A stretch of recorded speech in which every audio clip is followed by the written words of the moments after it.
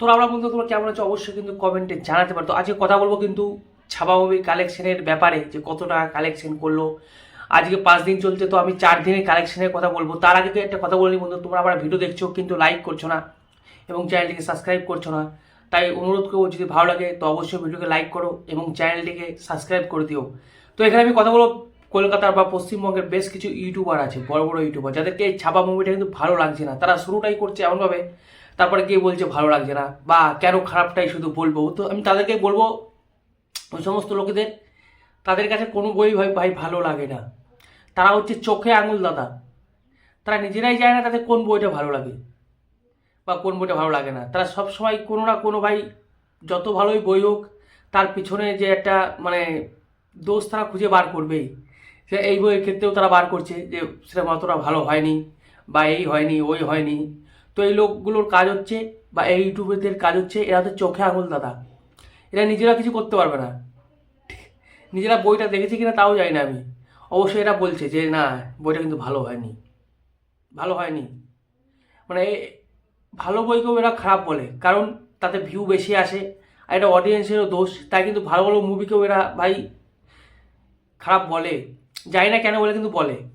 তো এবং এদের মানে কারোর তো আঙুলে, কারণ হাতের আঙুল 5টা সমান নয়, কিন্তু ভাই তাও একটা লিমিট থাকে। তো এরা মানে যে কোনোই বই হোক, হলিউডের বলিউডের যে কোনো বই হোক, এনাদের কাছে কোনো বই কিন্তু ভালো লাগে না। কেউ না কোনো একটা ফল তারা বার করবে, এটা হচ্ছে কাজ আর কি। কিন্তু আমি বলি, এই ছাওয়া মুভিটা খুব সুন্দর হয়েছে, আগের দিনও বলছি এখনও বলছি, কারণ এটা কোনো বই না, এটা হচ্ছে একটা ইমোশন। ভারতের ইতিহাস, বিশেষ করে বলতে গেলে হিন্দুদের ইতিহাস, এবং যারা দেশকে ভালোবাসে সেই দেশ ভালোবাসার ইতিহাস, এবং হিন্দু ধর্মের ঐক্যের ইতিহাস। যে বই ভাই হিন্দু ধর্মের ঐক্যের কথা বলে, সে বই এনাদের কাছে ভালো নাও লাগতে পারে, সে আমার তো তাই মনে হচ্ছে। কিন্তু আমার কাছে ভালো লেগেছে, কারণ এটা হিন্দুর ইতিহাস, হিন্দুদের ইতিহাস।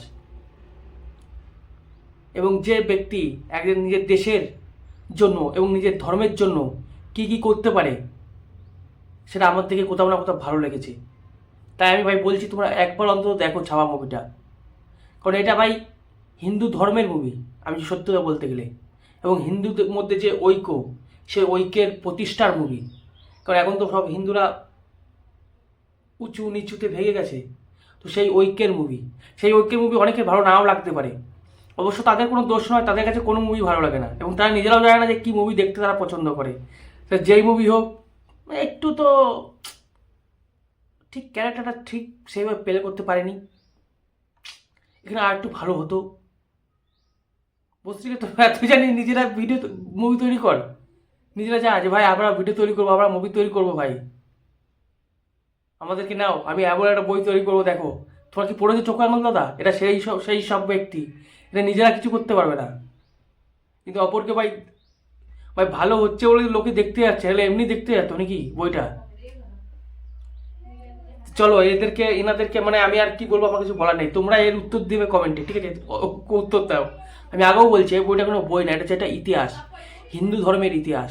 হিন্দু ধর্মে কথা বলে এই বইটা, এবং হিন্দু ধর্মের ঐক্যের কথা বলে, এবং দেশকে ভালোবাসার কথা বলে, এবং দেশের কথা বলে। তো এই মুভিটা সবার কিন্তু দেখার অধিকার আছে, এবং জানার অধিকার আছে আমাদের যে দেশের সুপার হিরো, বা আমাদের দেশের যে মহান পুরুষ, যারা নিজের দেশ এবং নিজের ধর্মের জন্য বলিদান দিয়েছে, তাদেরকে জানার, দেখার কিন্তু অধিকার আছে আমাদের সকলের। তো এই সমস্ত ইউটিউবারদের ভাই পাদে পা দিও না। এনারা ভাই কোনো কাজই কোনো কিছু সেরকমভাবে করতে পারে না, ঠিক আছে? এনাদের কোনোদিন কোনো বই ভালো লাগে না, যত বই হোক কোনো বই কিন্তু ভালো লাগে না। তো কালেকশনটা একটু শুনে নাও এবার, একটু ওয়েট করো, কারণ মহারাষ্ট্রে কিন্তু এই বইটা পুষ্পা 2 এর রেকর্ড কিন্তু ভেঙে দিয়েছে বন্ধুরা। কালেকশনের দিক থেকে কি পুষ্পা 2 এর রেকর্ড কিন্তু ভেঙে দিয়েছে। তো এবার চলে আসে প্রথম ওপেনিং ডেতে, মানে অল ইন্ডিয়া।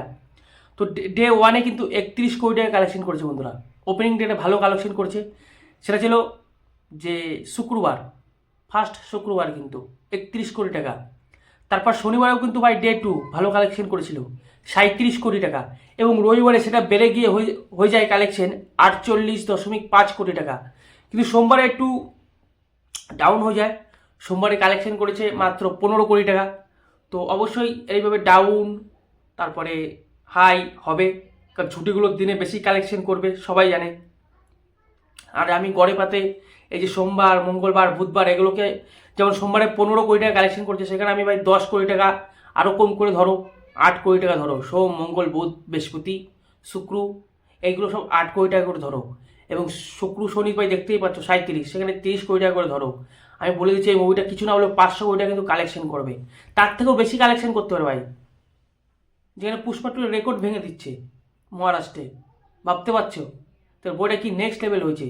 এবং বিকি কৌশলের যে অ্যাক্টিং, পুরো 205, মানে সে ভীষণ খেটেছে, দেখে বোঝা যাচ্ছে। তবে রাশমিকা মান্ডানাও ভালো কাজ করেছে। এবং অক্ষয় খান্নার কথা কি বলবো, তিনি তো ভাই অনেক দিন পর আবার ফিরে এসেছে বলিউডে, খুব সুন্দর কাজ করেছে। আমি তো বইটা ভাই দেখলাম। এবং তোমরা কি কে কে দেখলে, আর এই সমস্ত ইউটিউবারদের কি বলা উচিত, তোমরা অবশ্যই কমেন্টে কিন্তু জানাতে পারো। তো রাখছি, চলো দেখা হচ্ছে নেক্সট অন্য কোনো ভিডিওতে।